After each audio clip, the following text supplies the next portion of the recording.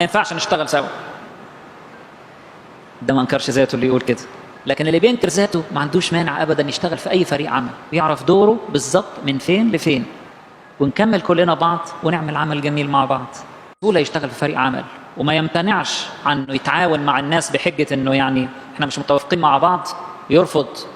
هو ابونا فلان اللي ماسك دي، لا لا لا انا ما بتفاهمش معاه ابدا، مش خادم، انا هسيب الخدمه.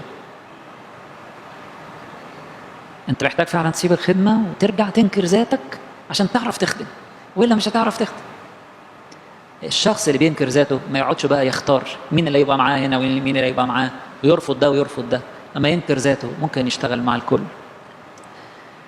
اللي بينكر ذاته ايضا يقبل النقد والتصحيح والمراجعه، ويقبل الناس اللي بتقدم له المشوره والناس اللي ممكن تقدم له توجيه، يقبل.